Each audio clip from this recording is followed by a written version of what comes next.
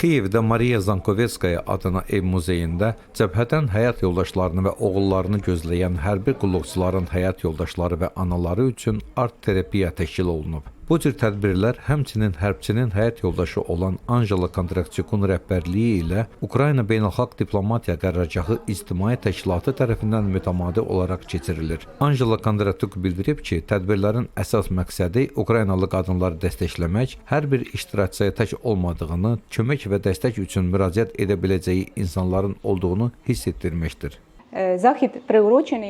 Bu tədbir hərbçilərin ailələrinə həsr olunub. Bugünkü görüşümüzün məqsədi hər bir qadına az da olsa istilik, dəstək və sevgi hiss etdirməkdir.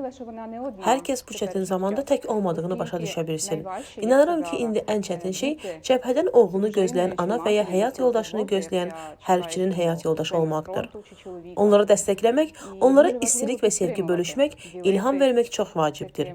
Beləliklə biz bugün burada təkcə öz ailələrimizlə gözəllik yaratmaq üçün deyil, həm də sinerji yaratmaq üçün görüşdük.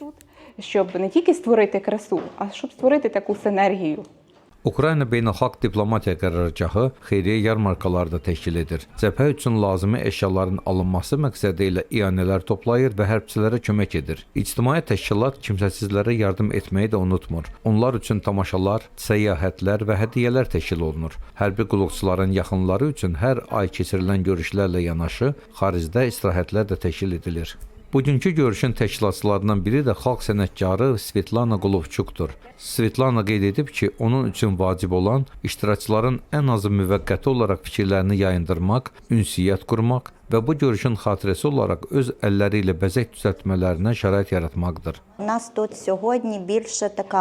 Bugünkü görüşümüz həm iştirakçılar üçün emosional rahatlıq yaratmağa, həm də onların bir-biri ilə qarşılıqlı əlaqəsinə və ünsiyyətinə yönəlib.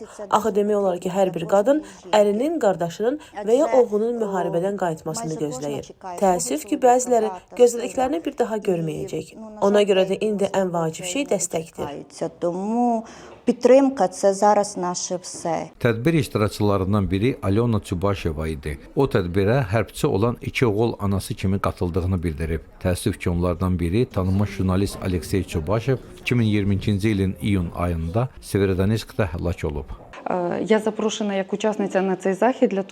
Biz qadınların birləşməsi üçün bu tədbirin iştirakçısı oldum. Həm də həyatımızda mövcud olan faciə və kədəri dərk etmək, eyni zamanda qələbəyə nail olmaq üçün bir araya gəlmək üçün buradayam. Hər birimizin yaxşı fiziki, emosional və psixoloji vəziyyətdə qalması vacibdir.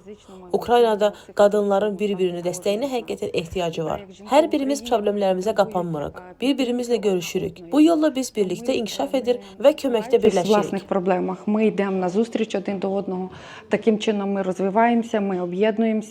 Xeyriyyə görüşü çox səmimi və mehriban şəraitdə keçdi.